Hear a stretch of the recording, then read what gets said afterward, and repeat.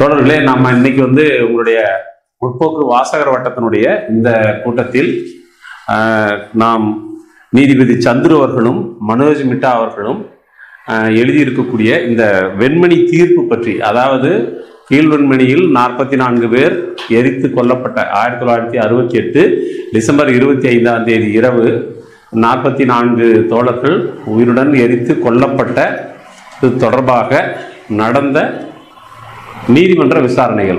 ஒன்று கீழ் நீதிமன்றம் என்று சொல்லக்கூடிய அந்த நீதிமன்றத்தில் இந்த வழக்கு எவ்வாறு எடுத்துக்கொள்ளப்பட்டது, அதை போலவே இந்த வெண்மணியில் 44 பேர் எரித்து கொல்லப்பட்ட அன்றைக்கே இந்த கொலைகளில் சம்பந்தப்பட்டவர்களுடைய கையால் ஒருவன் இருக்கை பக்ரி என்று, அந்த பக்ரியும் அன்றைக்கு கொலை செய்யப்படுகிறான். அந்த பக்ரியினுடைய கொலை செய்யப்பட்ட உடல் இந்த 44 பேர் எரிக்கப்பட்ட ராமையாவின் குடிசைக்கு பக்கத்திலே ஒரு மரத்தின் மீது சாய்த்து வைக்கப்பட்டிருக்கிறது. அந்த பிணத்தின் வைத்து கொண்டு தான் எல்லாமே தொடங்குது. அவங்க படுகொலைக்கான மற்ற வன்முறைகள் அந்த பணத்தை வச்சுக்கிட்டு தான் தொடங்குது. பக்ரியை கொண்டவர்கள் யார் என்று நாங்கள் தேடி வந்திருக்கிறோம் என்ற பெயரில் தான் இந்த அட்டூழியங்களை செய்கிறார்கள். காவல்துறைக்கு தகவல் போகிறது, காவல்துறை வருகிறது, பக்ரியின் உடலை கைப்பற்றி அது ஒரு கொலை வழக்காக பதிவு செய்யப்படுகிறது. ஆக இங்கே 2 வழக்குகள் இந்த புத்தகத்திலே விவாதிக்கப்படுகிறது. ஒன்று பக்ரிசாமியினுடைய கொலை வழக்கு. அந்த கொலை வழக்கில் சம்பந்தப்பட்டவர்கள் என்று கோபால் உள்ளிட்ட 23 பேர், கோபால் மற்றும் 22 பேர். அதை போலவே 44 பேரை எரித்து கொன்றதாக இருஞ்சூர் கோபாலகிருஷ்ண நாயுடு மற்றும் 22 பேர். நீங்கள் கணக்கு போட்டிங்கன்னா ஒருத்தனை கொன்னதுக்கும் 23 பேர் மேலே கேஸு, 44 பேரை கொன்னதுக்கும் 23 பேர் கேஸு. இந்த இப்போ வரைக்கும் நடக்கிறதுல என்னென்னா, போலீஸில் நீங்கள் பாதிக்கப்பட்டு ஒரு கேஸ் கொடுத்தீங்கன்னா யார் உங்களை உதச்சானோ யார் உங்களை வெட்டினானோ அவங்ககிட்ட ஒரு கவுண்டர் பிட்டிஷன் வாங்கி 2 டேலி பண்ணுறது. அப்போ தான் பஞ்சாயத்து பேசி தீர்க்கறதுக்கு சௌரியமாக இருக்குன்றதுக்காக. இது இந்த வழக்கில் ரொம்ப அப்பட்டமாக தெரியும்.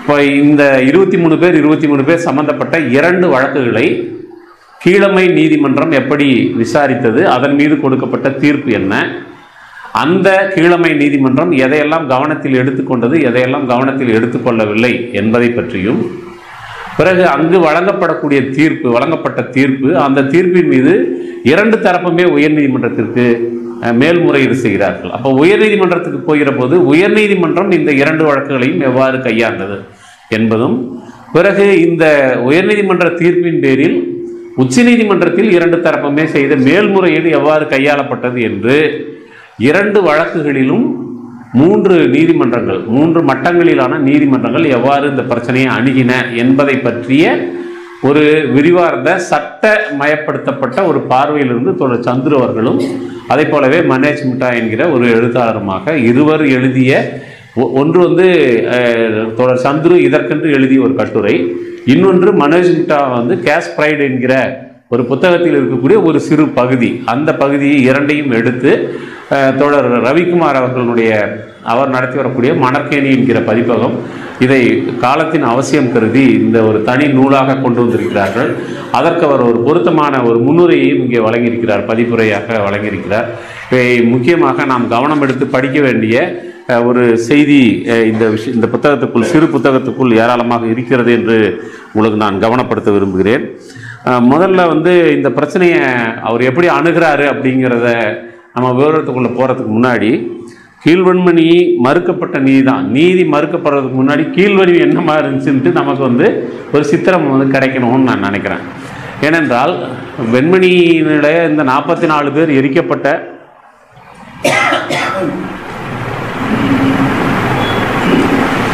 இந்த 44 பேர் எரிக்கப்பட்ட நாள் 68 டிசம்பர் 25 கிறிஸ்மஸ் நாள். அதுக்கு பிறகு நமக்கு இன்றைக்கி அதில் ஒரு 68னா அதில் ஒரு 32 வருஷம், இப்போ ஒரு 24, இவ்வளோ காலம் கழித்த பின்னாடி வெண்மணியை பற்றி நமக்கு எல்லாருக்கும் தெரிந்திருக்கும் என்ற அடிப்படையில் அந்த வழக்கு எப்படி விசாரிக்கப்பட்டதுங்கிற மட்டும் நம்ம பேசுகிறதுங்கிறது ஒரு பொருத்தமாக இருக்காதுன்னு நான் நினைக்கிறேன். அதனால் வெண்மணி பற்றி முதலில் நாம் பேச வேண்டியிருக்கிறது. இப்போ வெண்மணியை பொறுத்தவரையிலும் உங்களுக்கு தெரியும், அது நாகை பகுதி முழுவதும், நாகப்பட்டினம் பகுதி முழுவதும், குறிப்பாக அந்த காவிரியினுடைய டெல்டா பகுதி, அந்த காவிரியினுடைய டெல்டா பகுதியில் நிலப்பிரபுத்துவம் என்பது நாம் சொல்லக்கூடிய ஒரு சரியான பொருளில் நிலப்பிரபுத்துவம் என்பது அங்கு எப்படி இருந்தது என்பதை பற்றிய சித்திரம் நமக்கு தேவைப்படுகிறது. அது பல பண்ணையார்கள் அங்கே இருந்திருக்கிறார்கள். அவர்களுக்கு குறைந்தபட்சம் 100 ஏக்கரிலிருந்து 1000 ஏக்கர் வரைக்கும் நிலம் இருந்தது என்று அன்றைக்கு தகவல் இருக்கிறது. இப்போ நிலச்சீர்திருத்தம் என்பதெல்லாம் இன்னைக்கு நீங்கள் பேசலாம், அதெல்லாம் எந்த அளவுக்கு வெற்றிகரமாக அமுல்படுத்தப்பட்டது என்கிற விவரங்களுக்கெல்லாம் போகிறதுக்கு முன்னாடி அங்கே 68 இருந்த நிலைமையை இவர்கள் பதிவு செய்திருக்கிறார்கள். அப்போது அன்னைக்கு பார்த்தீங்கன்னா ஆயிரக்கணக்கான ஏக்கர் நிலம் கூட அவர்களுக்கு சொந்தமாக வைத்திருந்தவர்களெல்லாம் இருக்கிறார்கள். இந்த நிலங்கள் யாருக்கு சொந்தமாக இருந்தது அப்படின்னு பார்க்கும்போது நம்ம ஒரு பார்வை இருக்குது, வர்க்கம் எல்லா சாதியிலையும் இருக்குது, அதனால் எல்லார்கிட்டையும் நிலம் இருந்திருக்கும் அப்படின்னு நம்ம ஒரு 10ஆம் பசலித்தனமான ஒரு கருத்து பொதுவாக இருக்கிறது. அப்படியெல்லாம் இல்லை, எல்லார்கிட்டையும் இல்லை. அந்த நிலம் பார்ப்பனர்களிடம் இருந்திருக்கிறது. நாயுடுகள், உடையார்கள், முதலியார்கள் என்று அப்புறம் தேவர்கள் என்று சொல்லக்கூடிய இந்த முக்குளத்தோர் சமூகத்தில் இருக்கக்கூடிய சில பிரிவினர்கள், இவங்ககிட்ட தான் பெரும்பகுதியான நிலம் இருந்திருக்கிறது. அப்போ இந்த நிலம் அற்றவர்கள் யார் அப்படின்னு பார்த்தீங்கன்னா இவர்களுடைய சாதியை சேர்ந்தவர்களே எல்லாருமே பணக்காரனாக இருக்க முடியாதுல்ல, எல்லாருமே பண்ணையாராக இருக்க முடியாதுல்ல, அதில் ஒரு செக்ஷன் பண்ணையாராக இருக்கிறாங்க. மற்றவர்கள் நிலமற்றவர்களாக இருக்கிறார்கள் அல்லது நிலத்தை நம்பிய விவசாய கூலிகளாக, விவசாய தொழிலாளர்களாக இருக்கிறார்கள். இவர்களிலிருந்து இன்னும் மிக மிக வறியவர்களாக, நிலம் என்பதே பற்றி கனவில் கூட நினைத்து பார்க்க முடியாத ஒரு பகுதியினராக டெல்டா பகுதியில் இருந்தவர்கள் யார் என்றால் அவர்கள் இன்றைக்கு நாம் பட்டியல் சாதி என்று சொல்லிக்கொள்ளக்கூடிய தலித்துகள். அவர்களுக்கு நிலம் என்பது எதுவும் கிடையாது. இப்போ அவங்க எங்கே இருப்பாங்க அப்படின்னு சொன்னால் அவங்க சேரியில் இருப்பாங்க. அந்த சேரியினுடைய காட்சியை உங்களுக்கு நீங்கள் புரிஞ்சுக்கிறதுக்கு உதவியாக சொல்கிறேன். நான் ஏஜி கஸ்தூரி ரங்கன் என்று ஒரு தோழர், அந்த பகுதியிலே விவசாய இயக்கத்திலே வேலை செய்த தோழர், இடதுசாரி இயக்கத்திலே வேலை செய்த தோழர், அவருடைய நினைவு குறிப்புகளில் மிக விரிவாக பதிவு செய்திருக்கிறார். அதாவது ஒரு பெரிய பண்ணை, அந்த பண்ணையின் நடுவில் ஒரு மேடான திடல், அந்த திடலுக்குள் வசித்துக் கொள்வதற்கான கூரைகளை அங்கு இருக்கக்கூடிய தென்னை மரங்களில் வெட்டி இவர்கள் கூரை அமைத்துக் கொள்ளலாம். தரையும் அவர்களுக்கு சொந்தம் கிடையாது. கூரையும் அந்த பண்ணையாருடைய தென்னை மரத்திலிருந்து வெட்டி கொள்ளக்கூடிய ஓலையை வைத்துத்தான் அவர்கள் வெய்து கொள்ள வேண்டும்.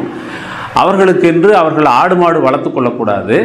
அப்படி ஒருவேளை அவர்கள் ஆடு மாடுகளை வளர்த்து கொள்வதாக இருந்தால் அது வாரத்துக்கு வளர்ப்பதாக கணக்கில் கொள்ளப்படும். அதாவது அவங்க வளர்த்துட்டு அந்த வளர்த்தெடுத்ததற்காக அவர்கள் ஏதாவது ஒரு தொகையை பெற்றுக்கொண்டு அதனுடைய பலனை, அந்த பாலோ அல்லது அந்த கன்றுகளையோ அதை எல்லாமே யாருக்கு கொடுக்கணும்னா அந்த பண்ணையாருக்கே கொடுத்து விட வேண்டும். இதுதான் அவங்களுக்கு விதிக்கப்பட்டது. அவருடைய வேலை நேரத்தை பொறுத்தவரையிலும் அதிகாலை 4 மணிக்கு எழ வேண்டும். அதிகாலை 4 மணிக்கு எழுந்தால் இரவு அது 9 மணியா 10 மணியா என்றெல்லாம் அவர்கள் தீர்மானிக்க முடியாது. அவருடைய வேலை நேரத்தை பொறுத்தவரையிலும் இந்த வேலை நேரம் இது மட்டுமல்ல, அவருக்கு திருமணம் நடக்கிறது என்று சொன்னால் அந்த திருமணம் யாருக்குள்ளே நடக்கும் அப்படின்னா அந்த திருமணம் அதே சாதியை சேர்ந்தவர்களுக்குள்ளே தான் நடக்கும். ஏன்னா இப்போ மிகப்பெரிய டாலர் சிட்டி திருப்பூருக்குள்ளேயே அப்படி தான் நடந்துக்கிட்டு இருக்குது. அப்புறம் சேரிக்குள்ளே எப்படி நடக்கும்? அப்போ அதே சாதிக்குள்ளே தான் நடக்கும். அவங்க எங்கே நடத்துவாங்கன்னா ஒன்று அதே சேரிக்குள்ளேயோ அல்லது இதே போன்று இன்னொரு பண்ணையார் இருக்கக்கூடிய பண்ணையில் அங்கே இருக்கக்கூடிய இந்த சேரியில் போய் அந்த பண்ணையாருடைய ஒப்புதல் பெற்று அங்கே உள்ள ஒரு பொண்ணை கல்யாணம் பண்ணிக்கணும். அந்த பொண்ணை போய் இவர் பார்த்தாரு, இவருக்கு பிடிச்சது கல்யாணம் பண்ணிக்கிறன்ற மாதிரிலாம் பண்ணிக்க முடியாது. அங்கே போய் அந்த சேரியில் இருக்கக்கூடிய பெண்ணை திருமணம் செய்து கொள்வதற்கு அந்த பண்ணையார் ஒத்துக்கொள்ள வேண்டும். இவர் போய் அந்த பண்ணையில் கல்யாணம் பண்ணிக்கிறதுக்கு இவனுடைய பண்ணையார் ஒத்துக்கணும். அப்போ இந்த 2 பண்ணையார்களும் நம்ம பெரியவர்களால் நிச்சயிக்கப்படுதுன்னு சொல்கிறோம்ல, அவங்க கல்யாணம் பண்ணையார்களால் நிச்சயிக்கப்பட்டு கல்யாணம் பண்ணுவாங்க. அப்போ அந்த மாதிரி கல்யாணம் பண்ணால், கல்யாணம் பண்ண பிறகு முதல் எங்கே ஆசீர்வாதம் யார்கிட்ட வாங்கணும்னா பண்ணையார்கிட்ட ஆசீர்வாதம். அவர் ஆசீர்வாதம்னா 2 பேருக்கும் வழங்க மாட்டார். 2 பேருக்கும் வழங்க மாட்டார். அந்த ஆசீர்வாதம் என்பது தனியாக பெண் அவர்கிட்ட அவர் எழுதுறாரு, அநேகமாக பல பெண்களுக்கு பண்ணையாருடன் தான் முதலிரவு நடக்கும் அப்படின்னு சொல்லி எழுதுறாரு. இப்படி நடந்திருக்குது.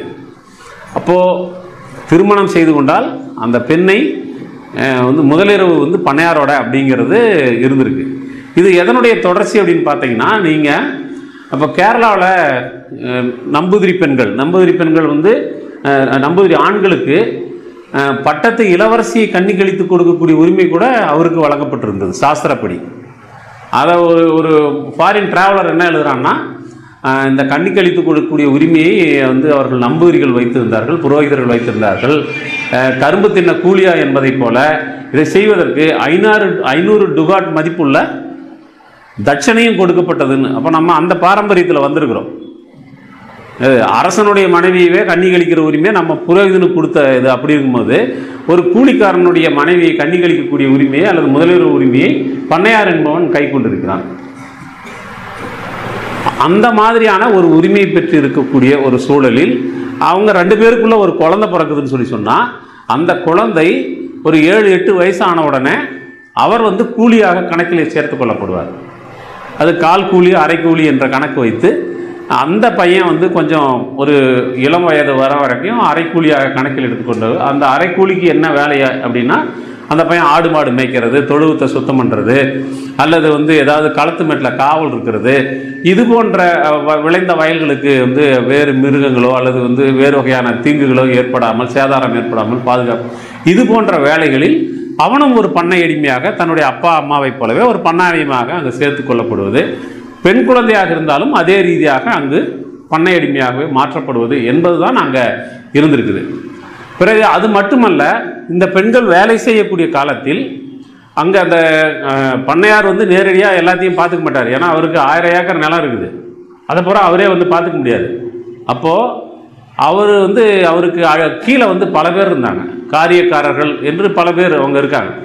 அப்போ அவங்கெல்லாம் யாருன்னா நம்ம அல்லக்கைன்னு சொல்கிறோம்ல, அந்த மாதிரி அந்த அல்லக்கைகள் அவங்க பல அதிகார படிநிலைகளோடு இருப்பாங்க. அவங்களுடைய விருப்பத்துக்கு தகுந்தாற் போலவும் இந்த பெண்கள் துஷ்பிரயோகம் செய்யப்பட்டார்கள் அப்படிங்கிற விஷயமெல்லாம் இருக்குது.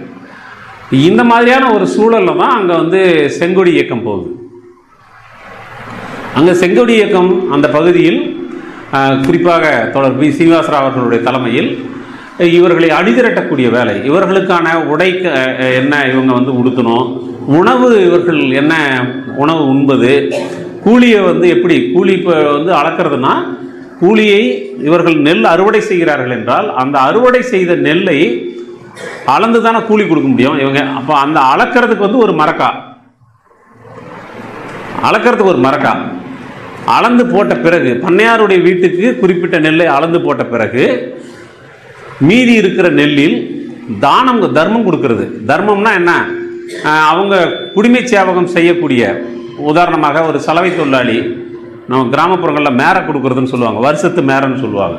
அப்போ வருடம் தோறும் அவர்களுக்கு சவரம் செய்யக்கூடியவர்கள் அல்லது துணிகளுக்கு கொடுக்கக்கூடியவர்கள், வேறு வகையான உதவிகளை செய்யக்கூடிய, விவசாயத்திற்கு நேரடியாக அல்லாமல் உதவி செய்யக்கூடிய பல்வேறு தொழில்களில் இருக்கக்கூடிய குடிமை சாதியை சேர்ந்தவர்களுக்கு, அப்புறம் புரோகிதர்களுக்கு, இவங்களுக்கு கோயிலுக்கு என்றெல்லாம் தானம் கொடுப்பார்கள். அந்த தானம் கொடுக்கக்கூடிய நெல் இவங்க அறுத்ததுக்கான கூலியில் கணக்கில் வராது.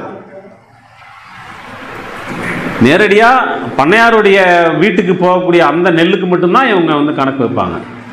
இதெல்லாம் போக மீந்ததில் தான் இவங்களுக்கு கூலி கொடுப்பாங்க. இந்த கூலியை கொடுக்கும்போது அதுக்கு வேற மரக்கால் போட்டு அளப்பாங்க. நீங்கள் முதலாளித்துவம் நிலப்புறத்தும் பார்த்தா, பேசுகிறத பார்த்தா கோடியில் பேசுவான். ஆனால் ஒரு உண்மையில் சொல்வதாக இருந்தால், ஒரு பிச்சை எடுப்பவரை விடவும் அவருக்கு தான் ஏன்னா அதை பாதுகாக்கணுன்ற எண்ணம் இருக்கும். ஏன்னா அவருக்கு உற்பத்தி கிடையாது, அடுத்தவங்க கொடுக்கறது, அதை நம்பித்தான் அவன் வாழ வேண்டியிருக்கும். அவனுடைய வரிய நிலைங்கிறது வேற, அது நாம் கரிசனத்தோடு பார்க்கணும். ஆனால் இவங்க அவங்ககிட்ட இருக்கக்கூடிய ஒரு யதார்த்த மனம் கூட கிடையாது. அந்த கூலி அளக்கிற மரக்கால் இருக்குல்ல, அந்த மரக்காலில் ஒன்று உள்ளுக்குள்ளே எதையாவது போட்டு நிரப்பி அதுக்கு மேலே கொஞ்சமாக நெல் வர்ற மாதிரி அளக்கிறது, இல்லைன்னா படியினுடைய அந்த மரக்காலினுடைய அடியில் திருப்பி அதுக்குள்ளே ஏதோ ஒரு தட்டி மேடு உருவாக்கி அந்த மேட்டுக்குள்ளே கொஞ்சமாக நெல் இது அடங்குற மாதிரி பண்ணுறது. இப்போ என்ன கவனமாக ரொம்ப நம்ம சினிமாவில் காட்டுற பண்ணையார்கள் இல்லை, அவங்க அப்படியே எஜமான் கால் எடுத்து இன்னும் மண் எடுத்து நெத்தியில் வச்சுக்கிற அந்த மாதிரி டைப் இல்லை. அதுக்கே நம்ம 4 இழுத்துருக்கணும், நம்ம அதை ரசித்து கேட்டுக்கிட்டு இருக்கணும்னு வச்சுக்கோங்க. அவன் என்ன வெங்காயத்து அவன் கால் எடுத்து மண் எடுத்து நம்ம வைக்கணும்னு கேட்கணும்ல. அது யார் மெட்டு போட்டிருந்தான்னா, யார் பாட்டு பாடியிருந்தான்னா, யார் வாயசி நடிச்சிருந்தான்னா. அப்போது இந்த மாதிரியானவங்களாம் கிடையாது. அவங்க ரொம்ப எவ்வளவு மலிவான தந்திரங்களை கையாண்டு தங்களுடைய செல்வத்தை அவர்கள் திரட்டி இருக்கிறார்கள் என்பதை நீங்கள் கவனத்தில் வச்சுக்கணும். அப்போ அந்த அளக்கிற மரக்காலே பிரச்சனை. அப்புறம் இது எல்லாம் போன பின்னாடி அவங்க என்ன கிடைக்கும்னு யோசிச்சு பாருங்க. அவங்களுக்கு கூலி, இந்த கூலி ஒரு ஒரு மூட்டைக்கு இவ்வளவு அப்படின்னு வந்து அளக்கிறது இருக்குல்ல, அதில் ஒரு பேரம் நடக்குது. இப்போ நம்ம இந்த வெண்மணியை பற்றி பேசும்போது நம்ம தோழர்கள்லாம் என்ன பண்ணுறாங்கன்னா, பெரும்பாலும் பேசக்கூடியவங்க இந்த அறுக்கிற கூலியில், இவங்களுக்கு கிடைக்கிற அந்த கூலியில் அரைப்படி சேர்த்து கேட்டாங்க. இது ஒரு கூலி பிரச்சனை, அரைப்படி நெல் கேட்டதுக்காக 44 பேரை கொல்றதா அப்படின்னு வந்து ரொம்ப கரெக்டாக பேசுகிற மாதிரியும் ரொம்ப நியாயத்தை பேசுகிற மாதிரி நினச்சிக்கிட்டு பேசுகிறாங்க. அங்கே பிரச்சனை வந்து அரைப்படி கூலி எல்லாம் கிடையவே கிடையாது. அரைப்படி கூலி பிரச்சனையே கிடையாது. அதுக்கு விட பெரிய விஷயங்கள் நடக்குது. இன்னும் சொன்னால், மற்ற வட்டங்களில் ஒப்பிடும்போது நாகை மாவட்டத்தில் மற்ற பகுதி விவசாய தொழிலாளர்களை விட கூடுதலான கூலியை வெண்மணி தொழிலாளிகள் பெற்றுக்கொண்டிருந்தார்கள். அதுதான் உண்மை. அதனால் அங்கே அரைப்படி இல்லை, அவன் அரை மூட்டை சேர்த்து கேட்டால் கூட கொடுக்கறதுக்கு பண்ணையார்கள் தயாராக இருந்தார்கள். அங்கே கூலி பிரச்சனை இல்லை. இப்போ நான் சொன்ன பாருங்க, இந்த மாதிரியான அட்டூழியங்கள் மனிதர்களை மனிதர்களாக நடத்தாமல் அவர்களை இயந்திரங்களைப் போல மிருகங்களைப் போல வாட்டி வதைத்து அவர்களுடைய உழைப்பை சுரண்டுவது, அவர்களுடைய சுயமரியாதை அற்றவர்களாக அவர்களை மாற்றுவது, அவர்களுடைய உடல் உட்பட எல்லாவற்றையும் தங்களுடைய உடைமையைப் போல் கருதி பயன்படுத்துவது, அதை எதிர்த்து கேட்டால் நீங்கள் வந்து அவர்களுக்கான தண்டனைகள்லாம் ரொம்ப கடுமையாக இருக்கும். அந்த மாதிரியான தண்டனைகள், இந்த வேலை நேரம் உட்பட எல்லாமே கடுமையான கண்காணிப்புக்கு உட்படாதவர்கள் அல்லது கண்காணிப்புக்கு தப்பியவர்கள் கடுமையாக தண்டிக்கப்படுவதும் என்கிற இந்த நிலைமையை செங்கொடி இயக்கம் தலையிட்டு மாற்றுவதற்கான பணிகளை செய்கிறது. சவுக்கடியை நிறுத்துறதுங்கிற கோஷமெல்லாம் எப்போ வருதுன்னா செங்கொடி இயக்கம் வந்த பிறகு வருகிறது.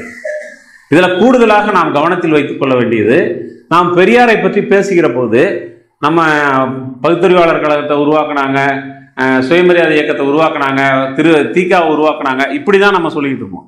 பெரியார் வந்து ஒரு தொழிற்சங்கத்தை உருவாக்கியிருக்கிறார், ரயில்வே மேன் தொழிலாளர் சங்கம். ரயில்வே மேன் தொழிலாளர் சங்கம் உருவாக்கியிருக்கிறாரு. அதை போலவே திராவிட விவசாய தொழிலாளர் சங்கம் என்ற ஒரு அமைப்பை கரூரில் உருவாக்கியிருக்கிறார். அது கரூரில் உருவாக்கினாலும் கூட அது மிக வலுவாக வேறு கொண்ட இடம் என்பது தஞ்சை டெல்டா பகுதியில், குறிப்பாக நாகை பகுதியில் தான் இருந்திருக்கு. அந்த இயக்கத்தில் வேலை செய்த ஆரம்ப கால நண்பர் வந்து அவர் எழுதுறாரு, அவங்க உறுப்பினர் பட்டியல் கேட்பாங்களாம், திராவிட தொழிலாளர் சங்கத்தினுடைய உறுப்பினர் பட்டியல் கேட்பாங்களாம். அப்படியே ஓட்டர் லிஸ்ட்டை எடுத்து கொண்டு போய் வரிசையாக எழுதி இந்த லிஸ்ட்டும் வாங்கலாம். இது வந்து மிகைப்படுத்தப்பட்டதல்ல, அந்த ஓட்டர் லிஸ்ட்டில் இருக்கிற அவ்வளோ பேரும் அந்த இயக்கத்தை சேர்ந்தவன் தான், வேற யாருமே கிடையாது. ஒன்று அவர்கள் திராவிட தொழிலாளர் சங்கத்தில் இருப்பார்கள் அல்லது செங்கொடி சங்கத்தில் இருப்பார்கள். இப்படி கற்பனை பண்ணி பாருங்களேன், ஒரு ஒரு ஓட்டர் லிஸ்ட்டை வச்சு இது பூரா எங்கள் உறுப்பினர்கள் அப்படின்னு வந்து ஒரு ஊரையே எழுதி கொடுத்தா எப்படி இருக்குன்னு நினச்சி பாருங்க. அந்த மாதிரி வந்து அமைப்பு ரீதியாக பலம் பெற்ற ஒரு இயக்கமாக செங்கொடி இயக்கமும் அதை போலவே திராவிட தொழிலாளர் சங்கமும் மாறுகின்றன. இந்த மாதிரியாக மாறிய பிறகு இவர்கள் நடத்திய போராட்டம், அந்த போராட்டத்தை நீங்கள் படிச்சீங்கன்னா உண்மையில், நான் ஏஜிகேவுடைய புத்தகத்தை படிச்சுட்டு ஒரு ரொம்ப என்ன சொல்கிறது, ஒரு சில நேரங்களில் ரொம்ப தலகுல இன்னும் வந்து பித்து பிடிச்ச மாதிரி இருக்கணும்ல, அந்த மாதிரி இருந்துச்சு. என்ன மாதிரியான ஒரு இயக்கம் அங்கே நடந்திருக்கு அப்படின்னு. அப்போது என்னன்னா, இது ஒவ்வொன்றிலையும் தலையிடுறாங்க, இவங்க ஒவ்வொன்றிலையும் தலையிடுறாங்க. காலையில் 4 மணிக்கு எந்திரிக்கணுமா? அவசியம் இல்லை. வேலை நேரத்தை நிர்ணயம் செய்.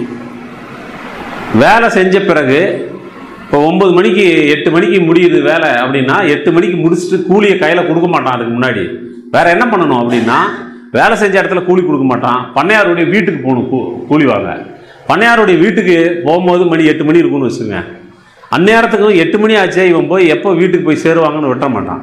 அப்பவும் என்ன சொல்லுவான்னா, அந்த மாட்டுக்கு கொஞ்சம் தண்ணி காட்டு, இல்லைன்னா அந்த இடத்துல ஏதாவது ஒரு வேலையை சொல்லி கூடுதலாக அவனை அங்கே இருக்க வச்சு, அதுக்கப்புறமா வந்து இவன் கொடுக்குற நெல்லை வாங்கிட்டு வந்து வறுத்து இடித்து புடச்சி, அதுக்கப்புறம் கஞ்சி காய்ச்சி அந்த வீட்டில் பிள்ளைங்க இருந்தால் கொடுத்துட்டு இவங்க குடிச்சு படுக்கும்போது நைட்டு 12 மணி அந்த மாதிரி ஆகும். காலையில் 4 மணிக்கு எழுந்து வரணும். முதலில் இந்த வேலை நேரத்தில் கை வைக்கிறார்கள். அப்புறம் கூலியை களத்து மேட்டிலேயே கொடுக்க வேண்டும்னு வைக்கிறாங்க. கூலியை களத்து மேட்டில் கொடு, நான் இங்கே களத்து மேட்டில் செய்கிறது வேலை, அதுக்கப்புறம் உங்கள் வீட்டுக்கு வேற வந்து அங்கே வேற நான் உனக்கு ஊழியம் செய்யணுமா என்று எதிர்ப்பு தெரிவிக்கிறார்கள்.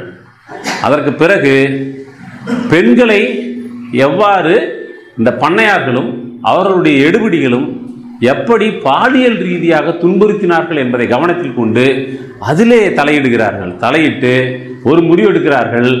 இனிமேல் யாராவது வந்து உங்களை தொட்டால் தொட்ட கையை வெட்டிவிட வேண்டும் என்று முடிவெடுக்கிறார்கள். இதே வாசகத்தை அப்படியே இலங்கை தோட்ட தொழிலாளர்களுடைய வரலாற்றிலும் படிக்க முடியுது. நான் மீசை என்பது வெறுமையில் எழுதியிருப்பேன். கங்காணியினுடைய எடுபிடிகள் அங்கே இருக்கக்கூடிய பெண் தோட்ட தொழிலாளர்களை வந்து பாலியல் தொந்தரவு செய்யறதுங்கிறது ரொம்ப சர்வசாதாரணமான விஷயமா இருந்திருக்குது. அப்போ பெண்கள் வந்து சங்கத்தில் சொல்கிறாங்க. சங்கத்தில் என்ன சொல்கிறாங்கன்னா, இனிமேல் அவன் என்னை தொட்டு விட்டான் என்று இங்கே வந்து புகார் பண்ணக்கூடாது, தொட்ட கையை வெட்டி கொண்டு தான் இங்கே வர வேண்டும் என்று சங்கத்தில் சொல்லுகிறார்கள்.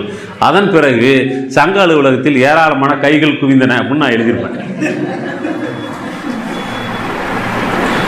வெண்மணி பகுதியிலையும் அதான் நடந்திருக்குது. டெல்டா பகுதியில் அதில் என்ன நடந்திருக்குன்னா, ஒருத்தன் வந்து இந்த வயலில் வேலை நடக்கும்போது கங்காணிகள் வந்து பின்னாடி நின்றுக்கிட்டு பெண்கள் வயலில் வேலை செய்யும் போது கொஞ்சம் புடவையெல்லாம் ஏற்றி கட்டியிருப்பாங்கள்ல, சொருகியிருப்பாங்கள்ல, அதை பின்னாடி நின்று பார்க்கறது, முன்னாடி நின்று பார்க்கறது, இதையெல்லாம் எதிர்த்து கேட்டால் அடிக்கிறதுன்னு இருந்துச்சு.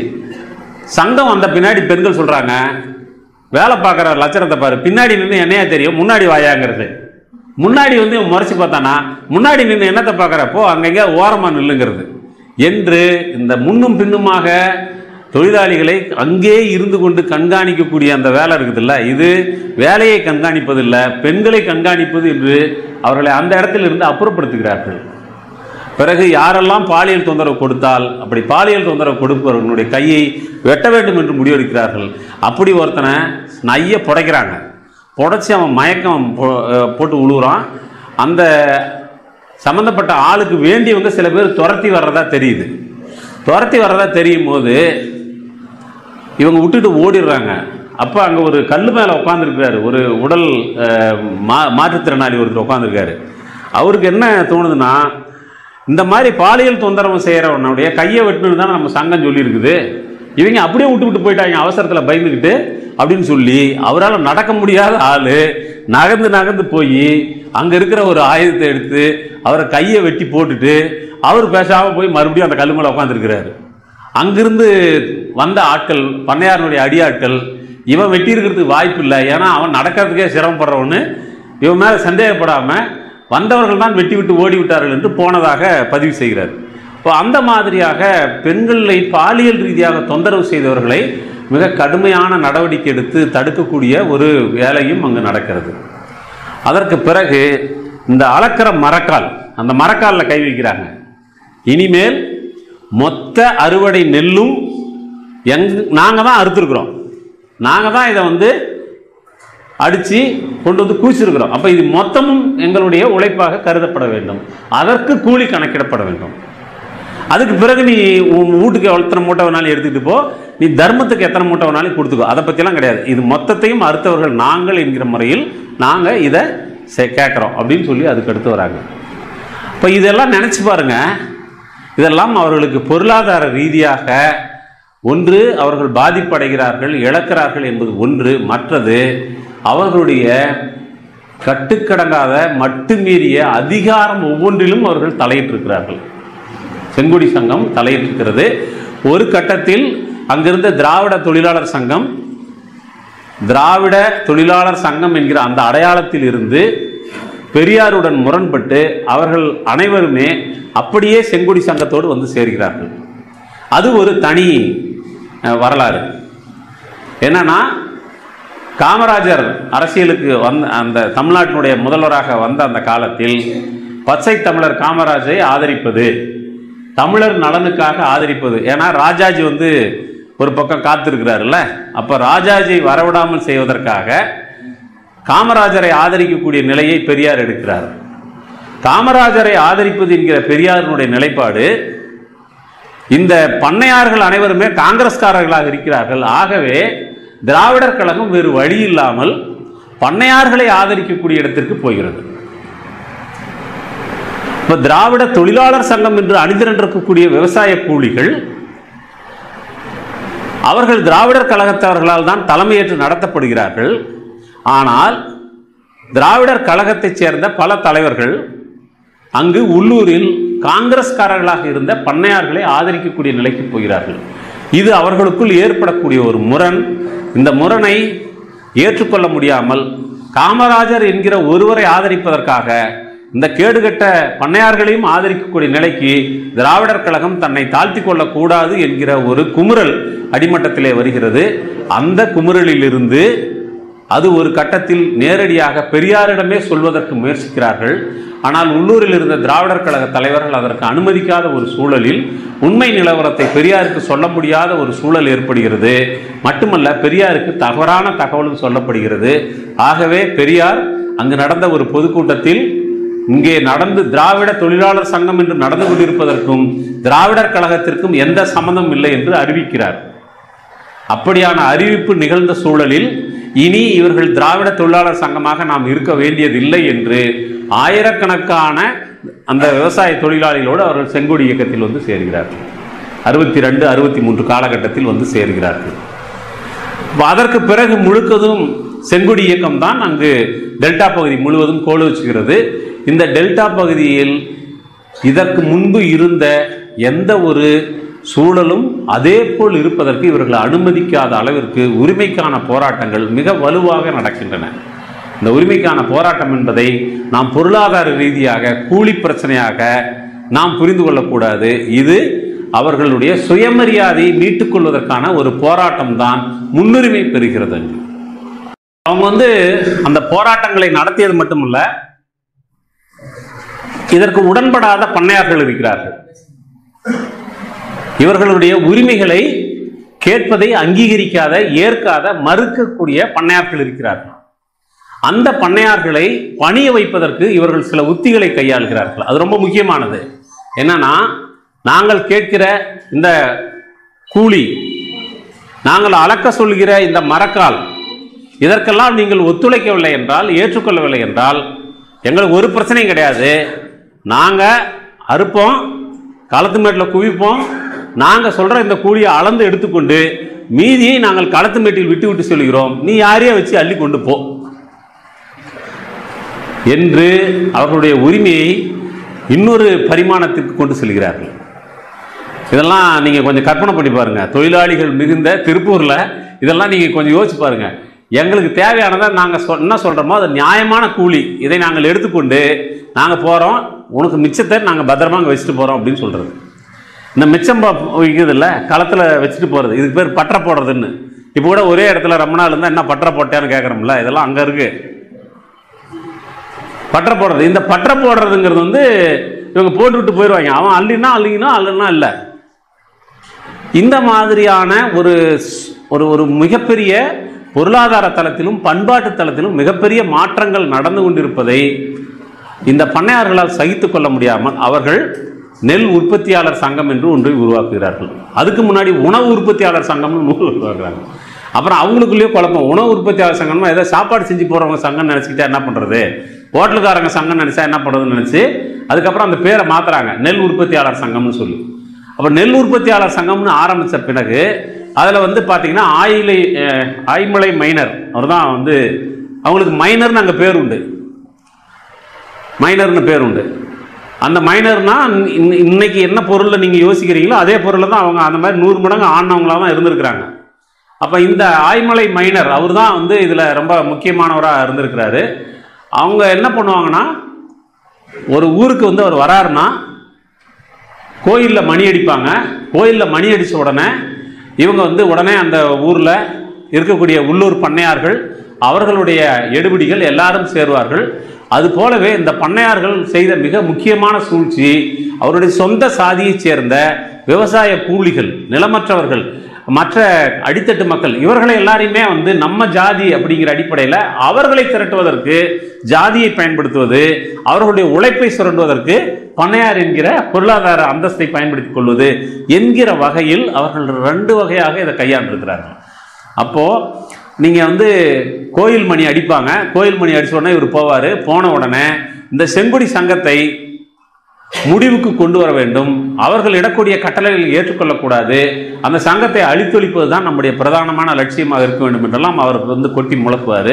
அப்புறம் முழக்கின உடனே அங்கே இருக்கிற பண்ணையாருக்கு அப்படி ஜிவு ஜிவுன்னு ஆயிடுவார். அவர் அடுத்த நாள் அங்கே பண்ணையில் தன்னுடைய கூலி ஆட்களிடம் தன்னுடைய வேகத்தை காட்டுவார். இது அங்கே நடந்துக்கிட்டு இருக்குது. அப்போது என்னெல்லாம் போராட்ட உத்திகளை நம்முடைய விவசாய தொழிலாளிகள் கையாண்டிருக்கிறாங்கன்னு சொல்லி சொன்னால், ஒரு பண்ணையார்கிட்ட என்ன பண்ணியிருக்காங்கன்னா, அவரை பணிய வைக்கவே முடியல. அப்போ பணிய வைக்கவே முடியலங்கிறப்ப அவருக்கு என்ன பண்ணியிருக்காங்கன்னா, அவருக்கு நகர சுற்றி தொழிலாளிகளோடலாம் கலந்து பேசி அவருக்கு மலை பொட்டலத்தை அடிச்சிருக்காங்க. அவருக்கு மலை பொட்டலத்தை அடிச்சிருக்காங்க. அடித்த உடனே அவன் நில குழஞ்சி இதை எப்படி போய் எங்கே போய் சொல்கிறது? அவன் பணிய வச்சுருக்காங்க. ஒரு ஜட்ஜு இப்போல்லாம் கற்பனை பண்ண முடியுமான்னு தெரியல. அந்த புத்தகத்தில் அவர் இந்த செய்முறையெல்லாம் சொல்லியிருக்கிறார். இது எப்படி பயன்படுத்த செய்யணும் அப்படின்ற செய்முறையெல்லாம் சொல்லியிருக்கிறார். ஒரு ஜட்ஜு காரில் வந்திருக்கிறார். வந்தப்போ அந்த ஜட்ஜி எப்படின்னா, அங்கே இருக்கக்கூடிய நகர சுற்றி தொழிலாளிகளை, அங்கே இருக்கக்கூடிய அடித்தட்டு மக்களை மிக கேவலமாக, நீ இந்த ஜாதிக்காரன் தானே, இந்த வேலை செய்கிறவன் தானே, நீ அவன் தானே, இவன் தானே என்றெல்லாம் ரொம்ப இழிவாக ஏகவசனத்தில் பேசக்கூடியவர், சாதி ரீதியாக அவமதிக்கக்கூடியவர். அந்த ஜட்ஜு காரில் வரும்போது கரெக்டாக காத்திருந்து ஒரு பவுலிங் அடிச்சிருக்கிறாங்க. அவர் இது எங்கே போய் கேஸ் கொடுப்பாரு, என்னன்னு கேஸ் கொடுப்பாரு? அதுக்கப்புறம் அவரை ஒழுங்குபடுத்தியிருக்காங்க. இன்னொரு பண்ணையாரை பணிய வைப்பதற்கு வெறும்பானை போராட்டம்னு ஒரு போராட்டம் அறிவிச்சிருக்காங்க. வெறும்பானையை தூக்கிட்டு எதுக்கு போராடுறாங்க? போகிறவங்க கையை வீசிட்டு போக வேண்டியது தானே, எதுக்கு பானையை தூக்கிட்டு போகிறாங்க அப்படின்னு ஒரே குழப்பம்தான். சரி, ஏதோ போட்டு சட்டி கட்டி உடைப்பாங்க போல அப்படிங்கிற மாதிரி வெறும்பானை போராட்டம், கொடும்பாவி போராட்டம். ஒரு பண்ணையாரை அவனுடைய கொடும்பாவியை எரிப்பதாக அறிவிச்சுறாங்க. அவர் நீ கொடும்பாவி எரிச்சா நான் செத்து போயிடுவேனா, எவன் வந்தாலே நான் பேச மாட்டேன், என்கிட்ட கொடுக்கறத வாங்கிட்டு போன பயிலுவை, இந்த புத்தகத்தோட முதல் வரியில் நான் சந்திர எழுதியிருப்பாரு, கொடுக்கறத வாங்கிட்டு போன பயிலுவை இன்னைக்கு எங்களுக்கு டிக்டேட் பண்ணுறாங்களா அப்படிங்கிற அந்த இது இருக்குல்ல, அதை அவர் புலம்ப ஆரம்பிக்கிறாரு.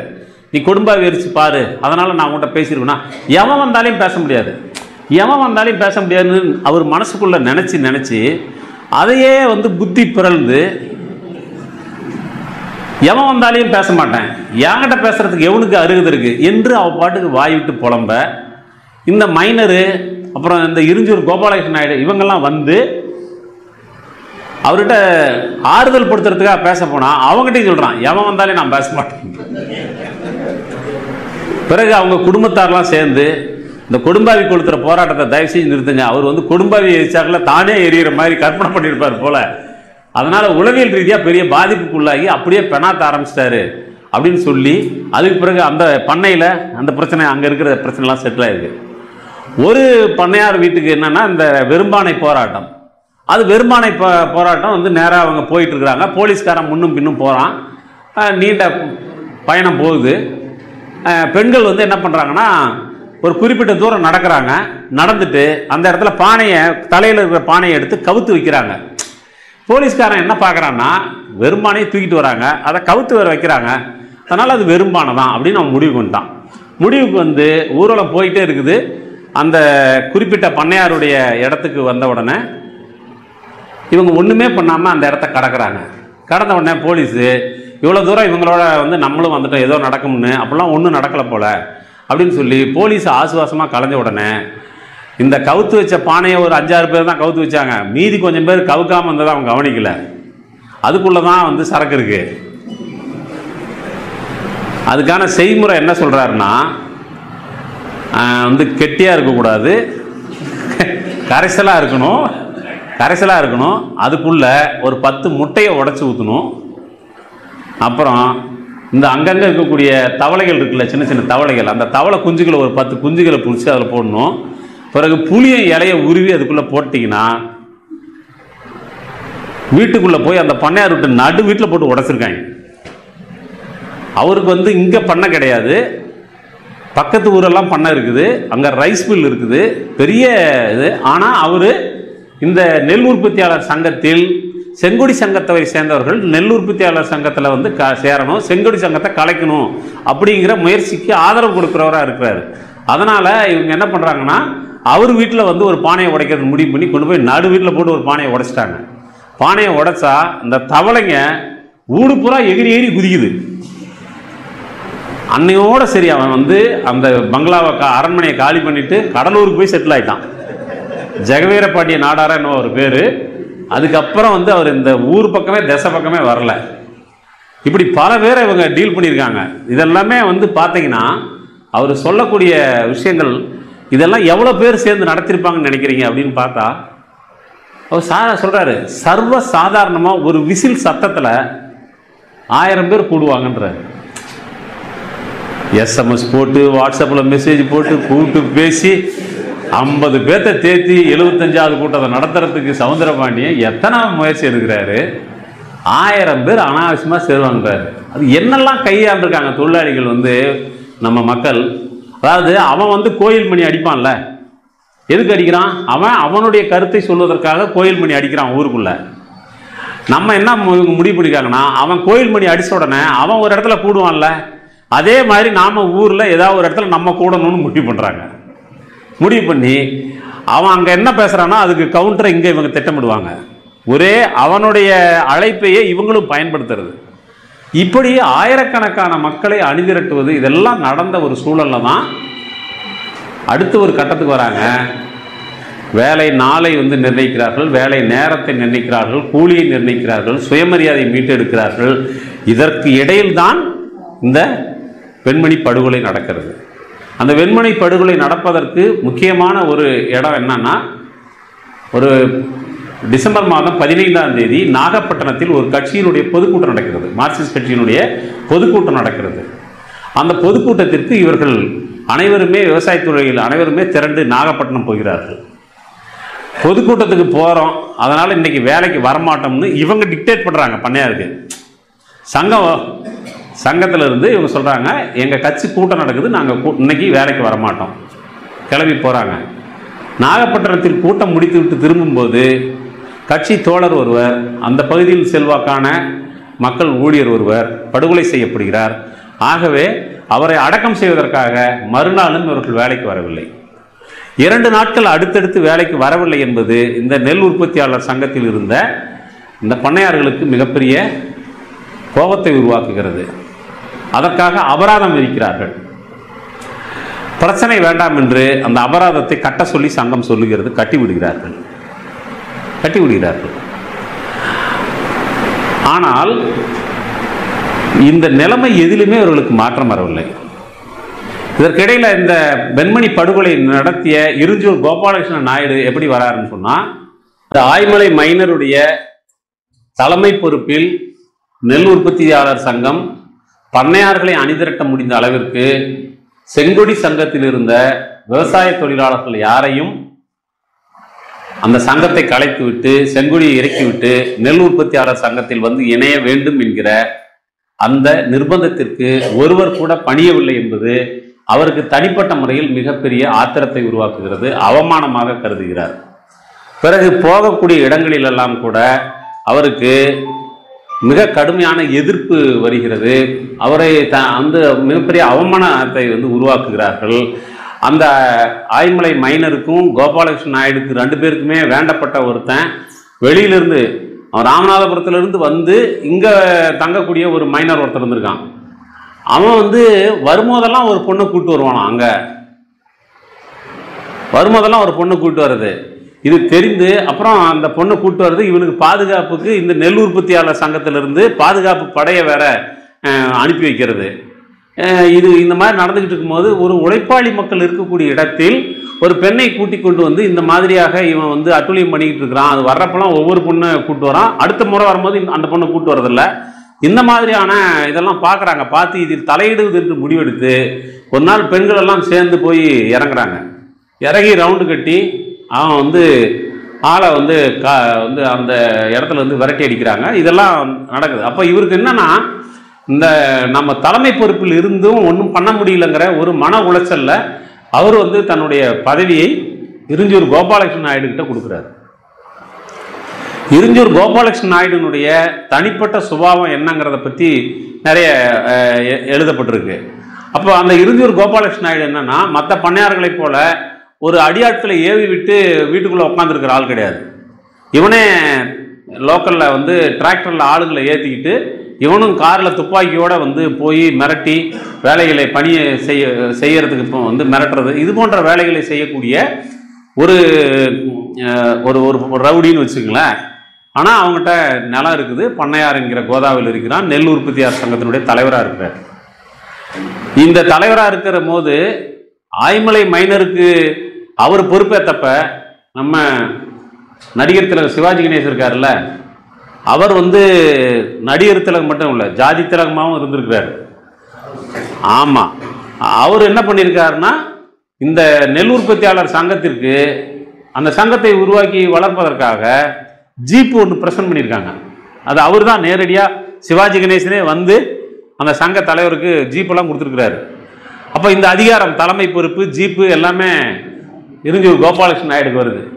இருஞ்சூர் கோபாலகிருஷ்ண நாயுடு கிராமம் கிராமமாக போய் ஒவ்வொரு பண்ணையாரையும் சந்தித்து இந்த செங்கொடி சங்கத்தை முடிவுக்கு கொண்டு வராமல் வேறு எந்த ஒரு விஷயத்தையும் நாம் கவனிக்க வேண்டியதில்லை. இதுதான் வந்து முன்னுரிமை கொடுக்கப்பட வேண்டிய விஷயம்.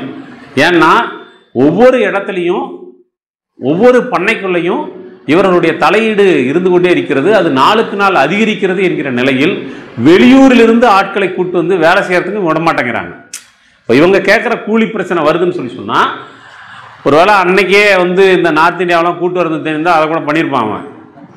ஆனால் இதுக்கெல்லாம் அவன் தான் முன்னாடியே ரூட்டு, பக்கத்து ஊர்லேருந்து ஆளை கூட்டு வந்திருக்கிறான். இவங்க பக்கத்து ஊரிலிருந்து வரக்கூடிய அந்த விவசாய தொழிலாளிகளிடம் நம்முடைய சங்கத்தை சேர்ந்தவர்கள் பேச்சுவார்த்தை நடத்தி, நீங்கள் கூலிக்காரர்கள், நாங்களும் கூலிக்காரர்கள், எங்கள் வயிற்றில் அடிக்கிறதுக்காக தான் உங்களை கூட்டு வந்திருக்கிறான், அதனால் நீங்கள் பத்திரமா கிளம்பி போங்கன்னு சொல்லி அவங்கள கூட்டிகிட்டு போய் இவங்களே போய் ரயிலில் டிக்கெட் எடுத்து கொடுத்து அவங்களுடைய ஊருக்கு அனுப்பி வைக்கிறாங்க. இப்படி வெளியூரிலிருந்து வேலைக்கு திரட்டி கொண்டு வரப்பட்ட ஆட்கள் இருஞ்சூர் கோபாலகிருஷ்ண நாயுடுனுடைய ஊர் வழியாகவே நடத்தி கூட்டி கொண்டு செல்லப்பட்டு ரயில் நிலையத்தில் டிக்கெட் எடுத்து அனுப்பி வச்சா எப்படி இருக்குன்னு நினச்சி பாருங்க. அவங்க ஆத்திரத்து மேலே ஆத்திரம் கூடிக்கொண்டே இருக்கிறது.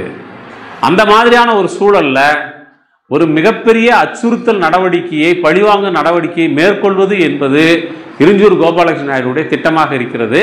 அந்த திட்டத்திற்கான பல்வேறு காரணங்களை நாம் வரலாற்றிலிருந்து படிக்க முடியுது. அப்போ அந்த மாதிரியான ஒரு சூழலில் தான் சிபிஎம் கட்சியினுடைய அகில இந்திய மாநாடு கேரளத்தில் நடக்குது. அந்த மாநாட்டுக்கு அநேகமாக கட்சியினுடைய எல்லா தலைவர்களும், அகில இந்திய மாநில தலைவர்கள் அனைவருமே, அகில இந்திய தலைவர்கள் எல்லாருமே அங்கே போயிட்ட சூழலில் நாகை மாவட்டத்தில் இருந்தும் எல்லா தோழர்களும் சென்றிருக்கிறார்கள், முக்கியமான தலைவர்கள். லாரியில் நீங்கள் கற்பனை பண்ண முடியுமான்னு தெரியல, அவர் எழுதுறாரு, இங்கிருந்து எல்லா ஒன்றியத்திலிருந்து கிளம்பக்கூடிய லாரிகளும் கிளம்பி போய்விட்டன, வெண்மணியிலிருந்தும் சிக்கலிலிருந்தும் வர வேண்டிய தோழர்கள் மட்டும் ஏன் வரவில்லை என்று அவர்களுடைய லாரி காத்து கொண்டிருக்கிறது. அந்த லாரி காத்து கொண்டிருக்கிற போதுதான் வெண்மணியிலிருந்து புகை எழும்பியதை நாங்கள் பார்த்தோம்னு எழுதுறாரு. அப்போ அங்கே வந்து மாநில தலைவர்கள் இல்லை, அகில இந்திய தலைவர்கள் எல்லாருமே கேரளாவில் இருக்காங்க.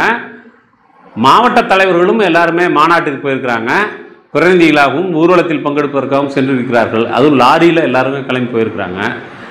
அந்த மாதிரியான ஒரு சூழலில் தான் அன்றைக்கு மதியத்திலிருந்தே பிரச்சனை தொடங்குகிறது. இருஞ்சூர் கோபாலகிருஷ்ண நாயுடைய அடியாட்கள் அங்கிருந்த உள்ளூர் கட்சி செயலாளர் முத்துசாமியினுடைய டீ கடையில் போய் தகராறு பண்ணுறாங்க. அவர் வாங்காத கடனை வாங்கியதாக சொல்லி அந்த கடனை திருப்பி கொடுக்க வேண்டும் என்று கேட்கிறார்கள். அங்கே தகராறாவது, அவரை சிறைப்பிடித்து கொண்டு போகிறார்கள். இந்த தகவல் அங்கே இருக்கக்கூடிய தோழர்களுக்கு தெரிந்து போய் அடியாட்களிடம் தகராறு செய்து அவர்களை மீட்டுக் கொண்டு வருகிறார்கள். பிறகு அங்கிருந்து திரும்பி வரக்கூடியவர்களையும் மீண்டும் பல இடங்களிலே ரகளை செய்கிறார்கள், பல இடங்களிலே தாக்குகிறார்கள், கண்ணுக்கு தெம்படுகளாம் தாக்குகிறார்கள். இந்த மாதிரியான ஒரு சூழலில் தான் அந்த இருக்கை பக்கிரிசாமி என்பவன் கொல்லப்படுகிறான். இருக்கை பக்கிரிசாமியை தேடிக்கொண்டு வருவதாக சொல்லி இருஞ்சூர் கோபாலகிருஷ்ண நாயுடைய அடியாட்கள் வெண்மணிக்குள் வருகிறார்கள். அவர்கள் வந்த சற்று நேரத்திற்கெல்லாம் போலீஸ் வருகிறது. இன்னும் சொன்னால் கோபாலகிருஷ்ண நாயுடு இந்த பக்கிரிசாமி கொல்லப்படுவதற்கு சற்று முன்பு கீழ்வேளூர் காவல் நிலையத்தில் அலிபி ரெடி பண்ணுறான். இந்த பிரச்சனை நடக்கும்போது நான் அந்த இடத்துல இல்லை அப்படின்னு காட்டுறதுக்காக இந்த காவல் நிலையத்தில் உட்கார்ந்து இவர்களுடைய அட்டூழியங்கள் மட்டுமீறி போகின்றன, இன்றைக்கு பக்ரிசாமியை கொண்டிருக்கிறார்கள் என்று ஒரு கம்ப்ளைண்ட் வந்து கொடுக்கறதுக்காக போயிருக்கான். கொடுத்தது மட்டும் இல்லை, போலீஸை கையோட கூட்டிகிட்டு வரான். வந்து போலீஸை கையோட கூட்டிகிட்டு வந்து அங்கிருந்த இருக்கை பக்ரிசாமியினுடைய உடலை போலீஸார் எடுத்துக்கொண்டு போகிறார்கள். அவர்கள் கிளம்பி போன பிறகு வெண்மணியில் அவர்கள் வீடுகளுக்கும் கூரைகளுக்கு தீ வைக்கிறார்கள். அப்படி தீ வைத்தது மட்டுமல்ல, துப்பாக்கியால் எதிர்ப்பட்டவர்கள் எல்லாம் சுடுகிறார்கள்.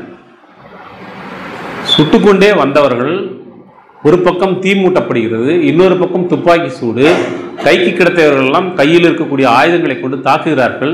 இப்படியான சூழலில் பயந்து போய்தான் அந்த ராமையாவின் குடிசை என்கிற அந்த குடிசைக்குள்ளே, ராமையன் என்பவருடைய ஒரு குடிசைக்குள்ளே, ராமையா என்கிறவருடைய குடிசைக்குள்ளே 44 பேர் உள்ளே அந்த குடிசைக்குள் போகிறார்கள்.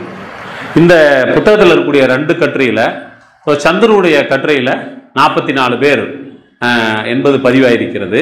மனோஜ் மிட்டாருடைய கட்டுரையில் 42 பேர் என்று சொல்லப்பட்டிருக்கிறது.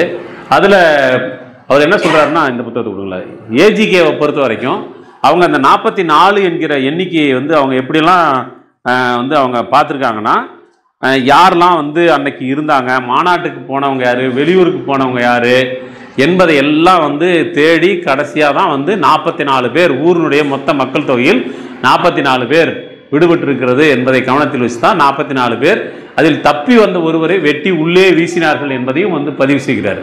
அப்போ 44 பேர் என்பது தான் வந்து உறுதிப்படுத்தப்பட்ட எண். அது இந்த புத்தகத்தில் மனோஜ் மிட்டாவுடைய அந்த எண் வந்து தவறாக இருக்கிறது. அதை பற்றின ஒரு ஃபுட்நோட்டும் அவங்களே போட்டிருக்காங்க. அதனால் 44 பேர் எரித்து கொல்லப்படுகிறார்கள். இப்போ இந்த 44 பேர் எரித்து கொல்லப்பட்டதில் குழந்தைகள், பெண்கள் இவங்க எல்லாமே இருக்கிறாங்க. இப்போ இவ்வளோ பேர் கொல்லப்பட்ட அந்த வழக்கு ஒரு வழக்கு. பிறகு அந்த இருக்கை பக்ரிசாமி கொல்லப்பட்டது ஒரு வழக்கு. இந்த 2 வழக்கு, இந்த 2 வழக்குமே கீழ் நீதிமன்றத்துக்கு செல்கிறது. கீழ் நீதிமன்றத்துக்கு செல்கிற போது அந்த வழக்கு குப்பண்ணன் என்று ஒரு ஜட்ஜி, அவர் தான் விசாரிக்கிறார். அவர் விசாரிக்கும் போதே என்ன ஒரு சிக்கல் பண்ணுறாருன்னா, பக்ரிசாமி விஷயத்தை வந்து கொலை வழக்காக பதிவு செய்கிறார்கள். ஆனால் 44 பேர் எரித்து கொல்லப்பட்ட வழக்கை கொலை முயற்சி என்று தான் வந்து சொல்லப்படுகிறது. சட்டவிரோதமாக கூடி சட்டவிரோத காரியங்களை செய்தார்கள் என்றும் கொலை முயற்சி என்று தான் சொல்லப்பட்டிருக்கிறதே ஒழிய, அப்போ கொலை முயற்சி தான் அவங்க பண்ணாங்க. ஆனால் இங்கே 44 பேர் செத்து கிடக்கிறாங்க.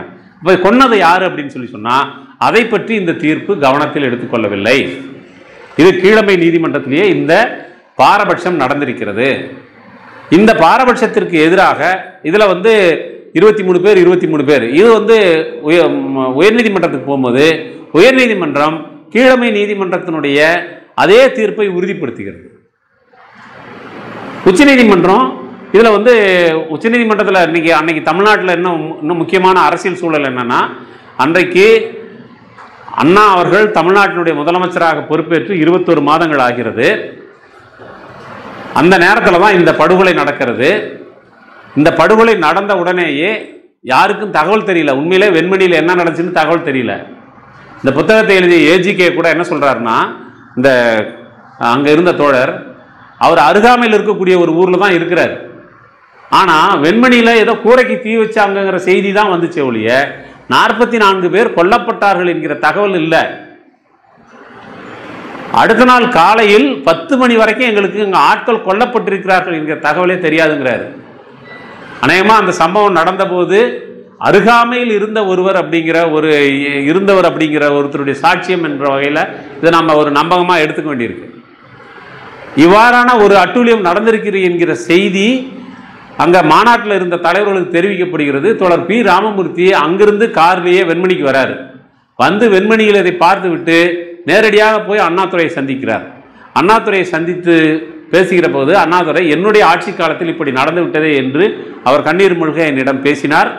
அவர் ஒரு நீதி விசாரணைக்காக ஒரு நீதிபதியினுடைய தலைமையில் ஒரு குழுவை அமைக்க வேண்டும் என்று பலரும் சொல்லுகிறார்கள் என்று சொல்லுகிற போது, இல்லை இல்லை, நீதி விசாரணை என்றால் அது ஆறப்படுகிற விஷயமாக இருக்கும் என்று சரியாக கணித்து தொடர் பிஆர் அவர்கள் இது உடனடியாக வழக்காக பதிவு செய்து விசாரிக்க வேண்டும் என்று சொல்லுகிறார்கள். அந்த அடிப்படையில் இது வழக்காக பதிவு செய்யப்படுகிறது. அதுவும் அண்ணா சொல்றாரு, இதுதான் சரியா இருக்குன்னு நீங்க ஒரு அறிக்கை ஒன்று கொடுங்க, நான் அதை பேஸ் பண்ணி பண்றேன் அப்படின்னு அண்ணாதுரை சொல்றாரு.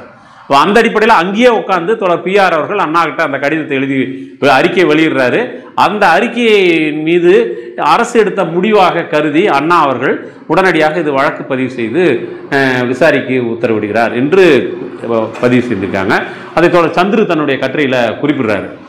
அப்போ இந்த ப்ராசஸ் நடந்துகிட்டு இருக்கிற இந்த சூழலில் தான் இருஞ்சூர் கோபாலகிருஷ்ண நாயுடு அவர் நடத்திய அந்த துப்பாக்கி சூடு, அந்த படுகொலைகள் எதுவுமே படுகொலைகள் என்றே நீதியினுடைய சட்டமன்றத்தினுடைய நீதிமன்றத்தினுடைய பார்வையில் சொல்லப்படலை. அது கொலை முயற்சி என்றும் சட்டவிரோதமான கூடுகை என்றும் தான் அது சொல்லப்பட்டதே ஒழிய அது 44 பேர் எரித்து கொல்லப்பட்டதற்கு அவர்களை பொறுப்பாக்கவில்லை.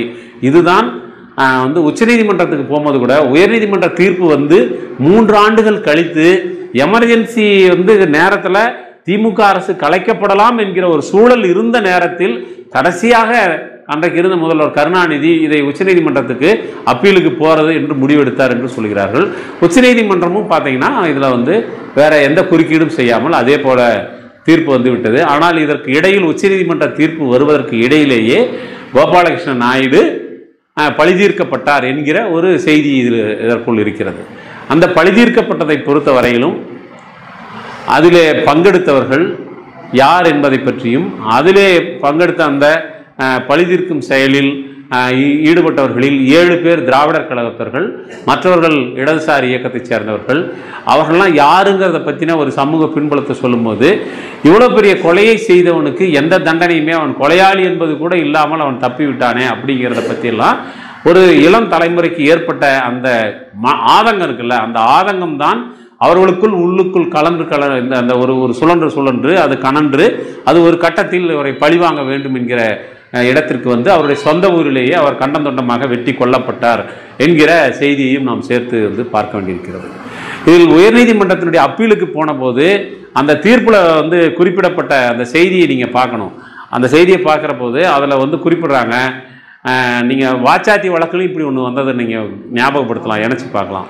அந்த வெண்மணி தீர்ப்பில் சொன்னாங்க ஹைகோர்ட்டில், தொடர் மயிலை பாலு தொகுத்த அந்த நின்று கெடுத்த நீதி அந்த புத்தகத்தில், அந்த புத்தகம் முழுவதும் கீழமை நீதிமன்றத்தினுடைய விசாரணைகள், அதே போல உயர்நீதிமன்ற விசாரணை, இதெல்லாம் தான் தொகுத்து வெளிப்பட்டிருக்கு. அதில் அவங்க சொல்லுவாங்க, ஒரு அடியாட்கள் பலத்தோடு இருக்கக்கூடிய பண்ணையார்கள் அவர்களில் ஒருவர் கார் கூட வைத்திருக்கிறார். எப்படி உயர்நீதிமன்றம் இதை சொல்கிறாங்க, ஒரு கார்லாம் வச்சிருக்கிறவர் அவரே நேரடியாக போய் குடிசைக்கெல்லாம் நெருப்பு வைத்திருப்பார் என்பதை எங்களால் நம்ப முடியவில்லை என்று சொல்கிறார். குற்றம் சாட்டப்பட்டிருக்கின்ற இருஞ்சூர் கோபாலகிருஷ்ண நாயுடு உள்ளிட்ட 23 பேருமே நிலச்சுவார்ந்தார்களாக இருப்பது என்பது எங்களுக்கு நம்ப முடியாததாக இருக்கிறது. இவங்கெல்லாம் எப்படி அக்யூஸாக இருப்பாங்க, இவங்கெல்லாம் போய் கொலை பண்ணுவானா, கார் வச்சிருக்கும் கொலை பண்ணுவானா சார் அப்படின்னா. இன்னைக்கெல்லாம் பார்த்தா அவன் இன்னைக்கு நீங்கள் என்ன சொல்லுவீங்க? இன்னைக்கு சைக்கிள் மட்டும்தான் நம்ம காசு கொடுத்து கட்டி வாங்க வேண்டியிருக்குது. கார்லாம் 1 ரூபா கொடுத்தா ஓட்டு நிப்பாட்டுறான், அப்புறம் டியூ போடுறதுக்கு தான் நம்ம மேலே காரை ஏற்றுறான் இல்லையா? அப்போ அந்த அளவுக்கு இன்னைக்கு கார்லாம் புளுத்து போன நிலைமையில் கார் வச்சிருக்கிறதெல்லாம் ஒரு கௌரவமாக கருதி கார் வைத்திருப்பதை ஒருவருடைய குணத்தை மதிப்பிடக்கூடிய ஒரு அளவுகோலாக வைத்துக்கொண்டு கார் வச்சிருக்கிறவெல்லாம் இதெல்லாம் பண்ணுவாரா சார் என்று ஹைகோர்ட்டு கேட்டுச்சுங்கிறத நம்ம பார்க்கலாம். இதே மாதிரி தான் வாச்சாத்தி வழக்கில் அந்த 268 பேரும் குற்றவாளிகள் என்று சிபிஐ சொன்னப்ப அவங்க சொன்னாங்க, இந்த 268 பேரும் முத சிபிஐக்கு முன்னாடி தோழர் இவங்க வழக்கு நம்ம நலசிவன் தோழர் அவருடைய தலையீட்டின் பேரில் சென்னை உயர்நீதிமன்றத்தில் முதல்ல ஒரு ரிட் தாக்கல் பண்ணப்படுது. வாச்சாத்தியில் நடந்திருக்கக்கூடிய மனித உரிமை மீறல்கள், அத்துமீறல்கள் சம்பந்தமாக நீதி விசாரணை நடத்த வேண்டும் அப்படின்னு சொல்லி நம்ம ஒரு வழக்கு பதிவு பண்ணுறாங்க. அந்த அம்மா அவங்க தான் சென்னை உயர்நீதிமன்றத்தினுடைய முதல் பெண் நீதிபதி. பத்மினி ஜெயசுரை சம்பந்தப்பட்டிருக்கிறது 18 பெண்கள் பாலியல் வன்கொடுமைக்கு ஆளாக்கப்பட்டிருக்கிறார்கள் என்பது கேஸு. அந்த அம்மா என்ன தெரியுமா சொன்னது, குற்றம் சாட்டப்பட்டிருக்கக்கூடிய 268 பேரும் அரசு ஊழியர்கள் இப்படியெல்லாம் செய்வார்களா என்பது நம்ப முடியாதாக இருக்குதுன்னு சொல்லி அந்த பெட்டிஷன் அந்த அம்மா டிஸ்மிஸ் பண்ணிடுச்சு. நீதிமன்றங்கள் அதுக்கு பேர் நீதிமன்றம்ங்கிறதுனால அவங்க சொல்றதெல்லாம் நீதின்னு வந்து நம்ம ஒரு மூட நம்பிக்கையில் இருந்துடக்கூடாது. அதை தான் வந்து சந்துருவே வந்து என்ன சொல்றாருன்னா, இந்த நீதிமன்ற தீர்ப்பு என்பது உண்மையில் கொலையாளிகளை தப்புவிப்பதற்கு என்னெல்லாம் செய்ய வேண்டுமோ அதையெல்லாம் சட்ட மொழியில் விளக்கம் கொடுத்து இதை செய்திருக்கிறது என்பதைத்தான் நீதிபதி சந்துரு அவர்களும் மனோஜ் மிட்டா அவர்களும் இந்த புத்தகத்தில் தெரிவித்திருக்கிறார்கள். அதிலே அவர் இன்னொரு குறிப்பையும் சந்துரு சொல்லுகிறார். நீதிமன்றம் இவ்வாறு இழைத்த தவறுக்காக பொது மன்னிப்பு கேட்க வேண்டும் என்கிற ஒரு விஷயத்தை முன்வைத்திருக்கிறார். நம்ம கணம் பொருந்திய நீதிபதிகள் இதெல்லாம் செய்வாங்களான்னு எனக்கு தெரியல, ஆனால் செய்யணுங்கிறத, ஏன்னா ஒரு வழக்கில் வந்து அப்படி செய்கிறதுனால நீங்கள் ஒன்றும் உங்களுடைய கௌரவம் குறைஞ்சிடாது, கூடும் என்று தான் அவர் வந்து வலியுறுத்தியிருக்கிறார். அப்புறம் ரவிக்குமார் அவர்கள் அவருடைய முன்னுரையில் இந்த புத்தகத்தில் குறிப்பிட்டிருக்கக்கூடிய முக்கியமான வேறு சில குறிப்புகளை பற்றியும் நாம் இந்த புத்தகத்தின் வழியாக பார்க்கலாம். ஒன்று வந்து இந்தியா முழுவதும் தலித்துகள் மீது கொத்து கொத்தாக அவர்களை கொலை செய்யக்கூடிய ஒரு வன்கொடுமைகள் நிகழ்வதற்கு வெண்மணி தான் முன்னோடி என்று ஒரு பதிவு இருக்கிறது. அதை தொடர் ஆனந்த் டெல்டும்டேவும் வந்து அவருடைய கயர்லாஞ்சி புத்தகத்துக்கான அந்த குறிப்பிலேயாகட்டும் அல்லது சாதிகளின் குடியரசு என்ற புத்தகத்தில் இருக்கக்கூடிய ஒரு கட்டுரையும் அதில் குறிப்பிடுறாரு. இவ்வளோ பெருந்தொகையான 44 பேர், இன்றைக்கு 26 பேர் கொல்லப்பட்டதற்காக ஒரு நாட்டினுடைய இராணுவமே வந்து இன்றைக்கி போராடிக்கிட்டு இருக்குது. ஆனால் 44 பேர் கொல்லப்பட்டதுக்கு எதிராக நாமெல்லாம் என்ன பண்ணணும் அப்படிங்கிறத கொஞ்சம் போய் தூங்கும்போது யோசிங்க. யோசிச்சு முன்னாடி தூக்கம் வந்தால் தூங்குங்க, நாளை காலையில் சொல்லுங்கள், சரிங்களா? இது 44 பேர். அதுக்கு அப்புறம் பார்த்தீங்கன்னா நீங்கள் வந்து ஆந்திராவில் கரம்சேடில் வந்து ஒரு 8 பேர் கொல்லப்படுறாங்க. அதுக்கப்புறம் சுண்டூரில் ஒரு 8 பேர் கொல்லப்படுறாங்க. லக்ஷ்மண்பூர் பாத்தேவில் பார்த்தீங்கன்னா 53 பேர் கொல்லப்படுறாங்க. 53 பேர். இதில் என்ன தெரியுமா, இந்த பெரிய கொலைகள் அத்தனையிலுமே, இத்தனை பரவலான எண்ணிக்கையில் கொல்லப்பட்ட அத்தனை வழக்குகளிலுமே குற்றவாளிகள் எவரும் தண்டிக்கப்படவில்லை. வெண்மணிலையும் தண்டிக்கப்படலை. வெண்மணியில் தண்டனை கொடுக்கப்பட்டது, ஆனால் அது கொன்றதற்காக கொடுக்கப்படவில்லை, சட்டவிரோதமாக கூடினார்கள் என்பதற்காகத்தான் கொடுக்கப்பட்டிருக்குது. கொலை முயற்சி தான். இவன் கொலை முயற்சி தான் பண்ணானா அப்போ 44 பேர் எப்படி செத்தாங்கிறதுக்கு நீதிமன்றம் தானே பதில் சொல்லணும். எரிஞ்சு போன வந்து சொல்லுவானா எங்களை இன்னார் தான் கொண்டான்னு சொல்லி? 53 பேர் கொல்லப்பட்டிருக்கிறார்கள். ஒவ்வொரு கலவரத்திலையும் நீங்கள் மேலவளவில் பாருங்கள், மேலவளவு முருகேசனும் அவருடைய வந்து நண்பர்களும் சேர்ந்து அவர்கள் கழுத்தறுத்து கொல்லப்பட்டார்கள். இப்படி கொத்து கொத்தாக தலித்துகள் கொல்லப்படுவதும் அதற்கு யாரையுமே பொறுப்பாக்காமல் நீதிமன்றங்கள் போதிய சான்றாதாரங்கள் இல்லை என்று குற்றவாளிகள் எவரையுமே தண்டிக்காமல் விடுவிப்பது என்பதும் இந்தியாவுடைய நீதித்துறை வரலாற்றில் தொடர்ச்சியாக இருக்கக்கூடிய ஒரு போக்காக இருக்கிறது. அப்போ இந்த தொடர் போக்கை எப்படி நாம் வந்து இதை தடுக்கிறது அப்படின்னா, நீதித்துறைக்கு ஒரு அக்கௌண்டபிலிட்டி இல்லாமல் அவங்க சொல்றதெல்லாமே நீதி அப்படின்ற இடத்துல இருந்து நம்ம வந்து பார்த்தோம்னா ஒருபோதும் இந்த குற்றவாளிகள் தண்டனைக்குள்ளாக மாட்டார்கள். இதுதான் வந்து தொடர் சந்துருவும் மனோஜ் மிட்டாவும் இந்த புத்தகத்தில் வந்து அவங்க வலியுறுத்தக்கூடிய விஷயம். ஒரு அப்பட்டமாக 44 பேர் கொல்லப்பட்ட அந்த வழக்கில் இவர்கள் தண்டிக்கப்பட்டிருந்தால் அடுத்தடுத்த கொலைகளில் இது மாதிரியான வந்து நடக்கிறதுக்கான ஒரு சூழல் வந்து உருவாகாமல் அல்லது அப்படி ஈடுபட்டாலும் கூட தண்டிக்கப்படுவோம் என்கிற ஒரு நிலைமை வந்திருக்கும். இந்த எந்த வழக்கிலுமே யாருமே தண்டிக்கப்படலை. நான் அதனால தான் வந்து பார்த்தீங்கன்னா என்னுடைய தர்க்கமற்ற கதைன்னு ஒரு கதை இருக்கும். அந்த கதையில் இவ்வாறு கொல்லப்பட்ட இந்த வெண்மணியில் கொல்லப்பட்டவங்க லக்ஷ்மண்பூர் பாத்தே, பத்தானிதோலா, அப்புறம் வந்து கரம்சேடு, சுண்டூர், இந்த மாதிரி இடங்களில் கொல்லப்பட்ட இந்த தலித்துகள், அதே மாதிரி 17 பேர் சுட்டு கொல்லப்பட்டது தாமிரபரணியில். 17 பேர் சுட்டுக் கொல்லப்பட்டதற்கு யாராவது பொறுப்பாக்கப்பட்டிருக்காங்களா? அப்படின்னா இந்த மாதிரியாக தலித்துகள் கொல்லப்படுகிற போது அதற்கு யார் கொன்றார்கள் என்பது நீதிமன்றம் சுட்டிக்காட்டாத தண்டிக்காத ஒரு நிலையில் அந்த கொல்லப்பட்ட பிணங்கள் எல்லாம் இந்த நீதிமன்றங்களினுடைய தீர்ப்புகளை கவனத்தில் வைத்துக்கொண்டு அந்த நீதிபதிகள் வீட்டுக்கு போய், நீ தீர்ப்பு சொல்லியிருக்கிற, எங்களை கொன்னதுக்காக யாரையுமே தண்டிக்கல, அப்போ நாங்கள் எப்படி செத்தன்றதை எனக்கு சொல்லு அப்படின்னு இந்த பிணங்கள் எல்லாம் அந்த நீதிபதிகளுடைய வீட்டில் போய் உட்கார்ந்துருக்குது அப்படின்னு நான் வந்து ஒரு கதை எழுதியிருந்தேன். குறைஞ்சபட்சம் அப்படி எழுதியாவது பார்ப்போமே தோட, கதையிலையாவது இதெல்லாம் நடக்கட்டுமே. அப்புறம் கர்மம் என்னைக்காவது நமக்கு ரோசம் வந்து அதெல்லாம் நேரில் செய்யறதுனா செய்வோம். இப்போ இது போன்று கேட்பாரற்ற கொலைகளாக இது மாற்றப்படுவதற்கு வெண்மணி ஒரு முன்னோடியாக இருந்திருக்கிறது. அந்த தொடர்ச்சியில தான் மற்ற கொலைகளையும் நாம் வைத்து பார்க்க வேண்டும். அதுல நீங்க வந்து அந்த ஆந்திராவில் நடந்த கொலைகளை பற்றியெல்லாம் நீங்க தலித்தியம் என்கிற புத்தகத்துல பாலகோபால் எழுதியிருக்கக்கூடிய கட்டுரைகளை நீங்க படிச்சீங்கன்னா அதுல வந்து அவ்வளவு குரூரமாக அந்த விஷயங்கள்லாம் சொல்லப்பட்டிருப்பாங்க. ஒருத்தன் வந்து மாட்டிக்கிறான், ஒரு போஸ்ட் ஆஃபீஸ்ல வேலை செய்யக்கூடிய ஒரு தலித் மாட்டிக்கிறான். அவனை வந்து இந்த ஊசி போடுற சிரிஞ்சு இருக்குல்ல, அதுல குத்தி குத்தி அவனுடைய ரத்தத்தை எல்லாம் உறிஞ்சி உறிஞ்சி கீழே பீச்சி அடிச்சு விளையாடுறாங்க. விளையாண்டு அவன் ஒரு மயக்கத்துக்கு போயிடுறான். மயக்கத்துக்கு போன உடனே இவனை கொல்றதை பற்றி அவங்க பேசிக்கிறாங்க. அப்போ ஒருத்தன் சொல்கிறான் வந்து, நம்மளாவது காலு கையெல்லாம் நமக்கு வாட்ட சாட்டமாக இருக்குது, நல்ல விதமாக இருக்குது, நாம் எத்தனை பேரை வேணாலும் எப்போ வேணாலும் கொண்டுக்கலாம். பாவம் அந்த இவன் வந்து அவன் கொஞ்சம் ஹேண்டிகேப்பு, அவனுக்கு தான் கொல்றதுக்கு ரொம்ப நாளும் ஆசை, ஒரு தலித்தையாவது சாவறதுக்கு முன்னாடி கொல்லணுன்ட்டு இவன் மயங்கி கிடக்கிறதுனால ஈஸியாக அவனை இவன் கொண்டுருவான், போய் அவனை கூட்டிகிட்டு வான்னு ஒருத்தன் அனுப்புகிறாங்க. அவன் வந்து ஒரு மாற்றுத்திறனாளி, ஆனால் அவன் மனசுக்குள்ள ஒரு தலித்தை கொல்ல வேண்டும் என்கிற வன்மம் வந்து அவனுக்கு முன்பகை எதுவும் கிடையாது. ஆனால் ஒரு சாதிய வன்மம் என்பது ஒருத்தனை கொல்லணும், ஒருத்தனையாவது கொல்லணும் அப்படின்னு ஒரு உடல் மாற்று நிலையில் இருக்கிறவனுக்கு கூட அப்படி ஒரு வெறி இருந்திருக்கு. அவனை போய் கூப்பிட்டு வராங்க, அவனுக்கு ஒரு வாய்ப்பு கொடுக்குறாங்க. பாவம் கொலை பண்ணலன்னா அவன் ஜென்ம சாவல் கிடையாதுன்னு அவனை கூப்பிட்டு வராங்க. இவன் வந்து ஒரு அரை மயக்கத்தில் பக்கத்தில் ஓடி இருந்த காவாயில் உளுந்து தப்பிச்சு அங்கு வயல் வேலை செய்து கொண்டிருந்த பெண்கள் ஒரு காவாயில் அடிச்சுட்டு வரதை பார்த்து அவனை மீட்டெடுத்து அவனை ஆண் என்று தெரிந்தால் வந்து சோதனை பண்ணி பிடிச்சிருவாங்கன்னு சொல்லி ஒரு பெண்ணை போல அவனுக்கு புடவையை சுற்றி மருத்துவமனை கொண்டு போய் சேர்த்து அவனை உயிரை காப்பாற்றியிருக்கிறார்கள். இன்னொரு வழக்கில் நீதிபதிகிட்டே இந்த கொலையாளிகள்லாம் சொல்லுகிறார்கள், நீதிபதியாகி நீங்கள் இந்த குறிப்பிட்ட சாதியை சேர்ந்தவர், நீங்க விசாரிச்சீங்கன்னா எங்களுக்கு எதிராக தான் தீர்ப்பு சொல்லுங்க நாங்கள் நினைக்கிறோம், அதனால நீங்களே டிரான்ஸ்ஃபர் வாங்கிட்டு போயிருங்க நீதிபதிகிட்டே சொல்றாங்க. இப்போ சாதிய வன்மம், அதன் மீதான வன்கொடுமை, படுகொலைகள் இதெல்லாம் நடக்கிற போது அது ஒரு தனித்த பிரச்சனையாக பார்க்கக்கூடிய மனோபாவத்தை நாம் வந்து வெண்மணியிலிருந்து நாம் ட்ரேஸ் பண்ணி வந்தோம்னா இந்தியா முழுக்க இது நடந்து கொண்டு இருக்கிறது. இந்த நடக்கிற விஷயத்தில் வெண்மணியை பொறுத்தவரையிலும் பல தவறான கருதுகோள்கள் இருப்பதை வந்து சுட்டி காட்டுறாரு ரவிக்குமார். அதே நேரத்தில் அவரும் இதில் சில தவறான கருதுகோள்களை முன்வைக்கிறார். இது ஒரு ஜாதி பிரச்சனை என்று அவர் ஒரு இடத்துல குறிப்பிடுறாரு. வெண்மணியில் நடந்தது ஜாதி பிரச்சனை அல்ல. இந்த பண்ணையார்கள் எல்லாருமே தலித் அல்லாத சாதி அடுக்கிலே இடைநிலையில் இருக்கக்கூடியவர்களிலிருந்து பார்ப்பனர்கள் வரைக்குமாக இருக்கிறவர்களாக இருக்கிறார்கள்.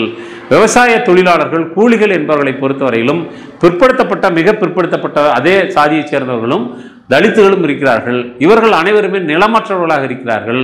அங்கு நடந்தது சாதி ரீதியான மோதல் என்று இதை குறிப்பிட முடியாது. ஆனால் கொல்லப்பட்ட 44 பேரும் தலித்துகள். பிஆருடைய முதல் அறிக்கையில கூட அரிஜன வகுப்பை சேர்ந்த 44 தொழிலாளிகள் கொல்லப்பட்டிருக்கிறார்கள் என்கிற குறிப்போடு தான் அது இருக்கிறது. ஆகவே கொல்லப்பட்ட அனைவருமே தலித்துகள். அவர்கள் கொல்லப்பட்டதற்கு ஒன்று அவர்கள் நிலமற்றவர்களாக, பண்ணையார்களை நம்பி வாழ்ந்தவர்களாக, அதன் காரணமாக சேரி பகுதியிலே நிலமற்றவர்களாக இருந்தார்கள் என்கிற அவருடைய சாதிய படிநிலையும், சாதி என்பது வந்து சொத்துக்கள் யார் வைத்திருக்க வேண்டும், யாருடைய உடைமையாக அது இருக்க வேண்டும் என்பதை தீர்மானிக்கக்கூடிய இடத்திலும் அது இருக்கிறது என்பதை நம்ம கவனத்தில் வச்சுக்கணும். அப்படி வச்சுக்கும் போது இது வெறும் கூலி பிரச்சனையாக குறுக்கி பார்ப்பதோ அல்லது சாதி பிரச்சனையாக குறுக்கி பார்ப்பதோ அல்ல. சாதி என்பது தொழிலாளிகளை பிரிப்பது மட்டுமல்ல, சொத்துக்களையும் அது யார் கையாள வேண்டும் என்பதை தீர்மானிக்கக்கூடியதாக, தொழிலை யார் கையிலே வைத்துக் கொள்ள வேண்டும் என்பதை தீர்மானிக்கக்கூடியதாக, ஒரு சாதியை சொன்னாலே அவர் சரியான ஆளாக தான் இருப்பார் என்று, சாதி என்பதே ஒரு சமூக மூலதனமாக செயல்படுவதை நீங்கள் வந்து கவனத்தில் வச்சுக்கிட்டோம்னா இந்த வெண்மணியில் நடந்திருக்கக்கூடிய படுகொலையை நீங்கள் பல இடங்களுக்கும் விஸ்தரித்து பார்க்க முடியும். நீதித்துறையினுடைய மாண்பு என்று ஒரு சொல்லிக் கொண்டிருக்கிறார்கள், அது எவ்வளவு கலங்கப்பட்டதாக இருக்கிறது என்பதை நீங்கள் புரிந்து கொள்ள முடியும். இந்தியாவினுடைய வர்க்க படிநிலை எப்படி இருக்கிறது என்பதும், சாதி என்பது பொருளாதாரம் என்பதுதான் அடிக்கட்டுமானம், சாதி என்பது மேல் கட்டுமானத்திலே இருக்கிறது என்கிற கவைக்குதவாத வாதத்தில் வந்து நம்முடைய நேரத்தை செலவழித்துக் கொண்டிருப்பதும் வந்து சரிதானா என்கிற கேள்வியெல்லாம் இந்த வழக்கை ஒட்டியும் இந்த புத்தகத்தை ஒட்டியும் உங்களால் உணர முடியும் என்று நான் நினைக்கின்றேன். சாதி என்பது அடிக்கட்டுமானமா மேல் கட்டுமானமா? பொருளாதாரம் தான் அடிக்கட்டுமானம், பொருளாதாரத்தை மாற்றினால் மேல் கட்டுமானத்தில் இருப்பதெல்லாம் சரியாகிவிடும் என்கிற ஒரு வாதம் நமக்கு இருக்கிறது. அடிக்கட்டுமானத்தை தகர்க்காமல் மேல் கட்டுமானத்தை உங்களால் ஒன்றும் செய்ய முடியாது. இப்போ நீங்கள் இந்த பில்டிங்கில் வந்து ஃபர்ஸ்ட் ஃப்ளோரில் ஏதாவது வேலை செய்யணும் அப்படின்னா அது நீங்கள் ஈஸியாக செஞ்சிடலாம். கிரவுண்ட் ஃப்ளோரில் ஏதாவது வேலை செய்யணும்னா அது மேலே இருக்கிறத அப்படியே வச்சுக்கிட்டு கீழே என்ன பண்ணுவீங்க? அப்போ அடிக்கட்டுமானமா மேல் கட்டுமானமா என்கிற விவாதத்தை பொறுத்தவரையிலும் சாதி என்பது எல்லாவற்றையும் தீர்மானிக்கக்கூடியதாக, ஒன்றுக்கொன்று ஒன்று பிணைந்ததாக இருக்கிறது. ஆகவே சாதியத்தை எதிர்த்த போராட்டம், பொருளாதாரத்தை எதிர்த்த போராட்டம் இரண்டையும் நாம் இரண்டு ஒடுக்குமுறைகளுக்கும் எதிராக பொருளாதார நீதி, சமூக நீதி என்கிற இரண்டையும் சேர்த்து நடத்த வேண்டிய அவசியத்தில் இருக்கிறோம் என்கிற நியாயத்தை தான் இந்த வெண்மணி தீர்ப்பு, அதை ஒட்டிய புத்தகங்கள், அந்த வாழ்க்கை அனுபவ குறிப்புகள் இவை எல்லாமே எனக்கு உணர்த்துகின்றன. உங்களுக்கு ஒருவேளை வாய்ப்பு கிடைத்தால் அடுத்த கூட்டத்தில் நீங்கள் ஏஜி கஸ்தூரிரங்கன் நினைவுகள் என்கிற இந்த புத்தகத்தை எடுத்து நீங்கள் ஒருவேளை வாசிப்பதற்கு முன்வைத்தீர்கள் என்றால் மிகுந்த உணர்வெழுச்சியோடும் வர்க்க உணர்வோடும் நீங்கள் இந்த புத்தகத்தை படித்து முடிக்கும் போது உங்களை உருமாற்றிக் கொள்வீர்கள் என்று நான் உறுதியாக நம்புகிறேன். ஆகவே உங்களுடைய இன்னொரு கூட்டத்திற்கான இந்த புத்தகத்தை பரிந்துரை செய்து நான் உரையை நிறைவு செய்கிறேன். இன்னைக்கு கொஞ்சம் லேட்டாக வீட்டுக்கு போங்க. நன்றி.